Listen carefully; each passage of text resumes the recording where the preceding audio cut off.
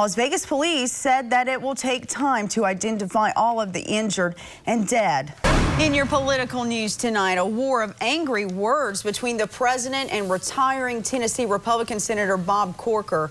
Party infighting, not often a public display. The Wakulla River is higher than normal by about 1 to 2 feet. And if you take a look over here, you can get an idea of just how high the water got. These parking spaces are covered in water. Now, we're at a boat ramp where people usually come out and they put their boats in. They enjoy a nice day on the river with their families. And if you take a look over here, the business that often rents out kayaks and canoes, it's surrounded by water. Riverside Cafe has really weathered some storms through the years. They even have a hurricane pole to show just how high the water got inside the restaurant. And what leads is Dennis from 2005, followed by Earl, then Hermine in 2016. Now they'll even leave a spot for Nate, which brought in a foot of water early Sunday morning. All the Seminole fans here are looking forward to it all. Go Noles, go Noles. All right, we appreciate that here in Tallahassee. Good evening, I'm Jade Bulecza. The late Sunday attack is now the deadliest mass shooting in modern American history. Let's go to Lana Zach with the very latest. Now, a situation like this, especially one of this magnitude, may be difficult to explain to young family members. Joining me now, Dr. Brenda Rabelais. She is an adult therapist and executive director at Lee's Place in Tallahassee. Thank you so much for coming on, Dr. Rabelais. You're welcome. Well, how do you explain this to children in an event like this? This is hard to explain to anyone. This is almost not understandable. So what age should you begin explaining current events like these to them? Well, in this day and age, the younger and younger, they're exposed to media, much more so than I was a kid for sure. And so it's hard to know. If they have heard about it, then they need to talk about it. And before I let you go, how can families cope by seeing traumatic events like these unfold?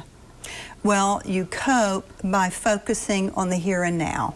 What we do have, our hearts go out to these people. This is a tragic event, but it is really about making a choice to be here and now. That did happen. That's a horrible event, but there's a helplessness and around that because we can't do anything. So to turn off all the social media, all the loudness that's going on about that, and just be a family. Go to the park, go play baseball, go do your normal things, make dinner, and then if those questions come up, to answer them as honestly and truthfully as you can. Thank you, Dr. Rabelais. And you're going to be sticking around for us throughout the night on our 5:30 and 6 p.m. newscast. Thank you so much once again.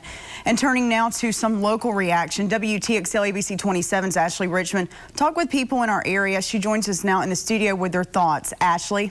And Ashley, it is all very so troubling. Was there anything that people were able to agree upon when you were out talking to folks today? Please. All right. Thank you so much, Ashley. We'll see you again at 6. And Las Vegas authorities are calling for blood donations and setting up a hotline to report missing people in the wake of the mass shooting. Las Vegas police said that it will take time to identify all of the injured and dead. The number to report missing people is 866-535-5654.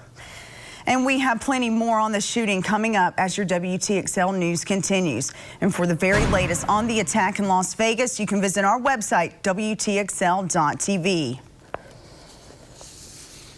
And it's time now to get your very first look outside tonight. Meteorologist Valerie Mills has a look at your forecast. Valerie? All right, Valerie, see you in just a bit.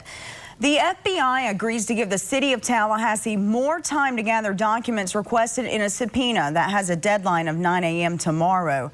The city attorney has been in talks with the FBI, and they will have further discussion by the end of the week as to when the documents will be handed over. The subpoena is seeking emails from City Commissioner Scott Maddox, his aide Allie Mercer-Fleming, Tallahassee Downtown Improvement Authority Executive Director Paige Carter-Smith, and political consultant Gary Jordan. It was issued September 6th. The 3 men killed in a Decatur County crash have been identified.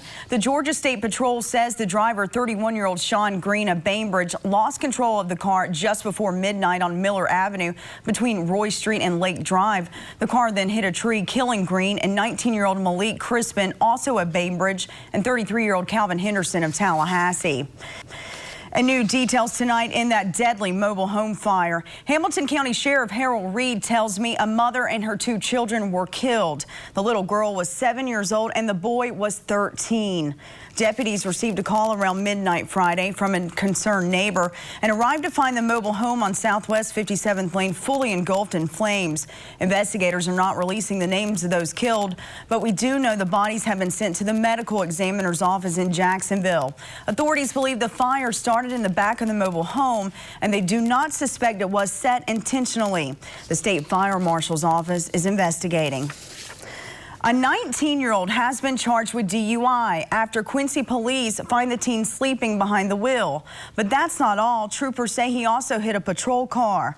Quincy police were called to a disabled vehicle this morning around 1 at the intersection of State Route 267 and US 90. They suspected Angel Velasquez was impaired. When they woke Velasquez, troopers say he put the car in gear and drove forward, hitting the back of a Quincy police car in front of him. The Quincy police car was banged up a little bit, but no one was hurt. And as your News at 5 continues tonight, what are O.J. Simpson's plans after being released from prison? We have all those details.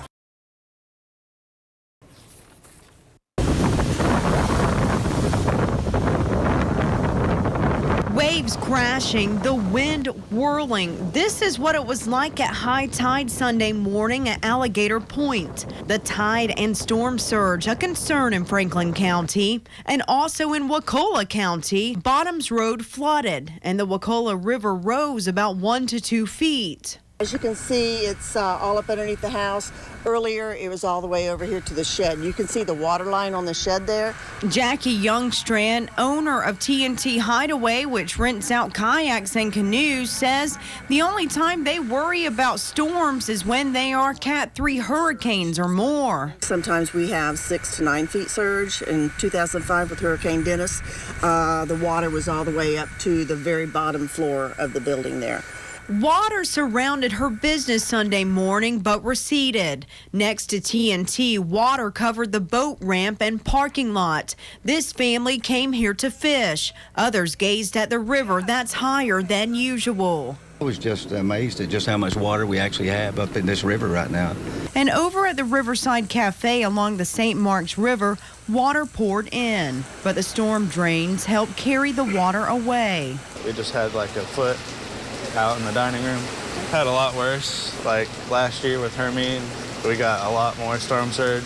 Riverside Cafe has really weathered some storms through the years. They even have a hurricane pole to show just how high the water got inside the restaurant. And what leads is Dennis from 2005, followed by Earl, then Hermine in 2016. Now they'll even leave a spot for Nate, which brought in a foot of water early Sunday morning. Now both of these longtime businesses are up and running as usual and are always prepared for whatever Mother Nature brings their way.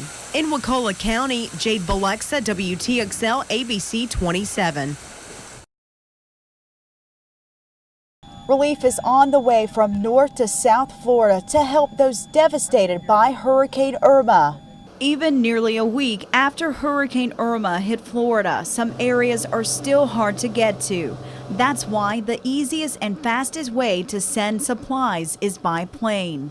I took a ride with pilot Dylan Leone from Tallahassee to Fort Myers along the west coast of the Florida Peninsula. This small plane was packed full of baby wipes and diapers for those desperately in need of these items in nearby LaBelle. This was a perfect opportunity for me to put my pilot certificate to good use and help out to places that are in need of supplies. So I was just thrilled to be able to help. The second stop for me, Key West. Operation Airdrop founder Doug Jackson is from Fort Worth, Texas, and started the organization a little over 2 weeks ago to help with Hurricane Harvey relief. We had moved about 250,000 pounds of supplies with 200 pilots running about 500 trips.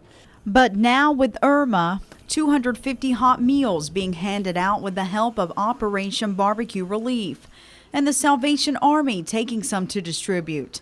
Troops here are gracious for the food. A picnic on a Saturday afternoon at the Key West International Airport. As the food comes in, crews continue working the keys.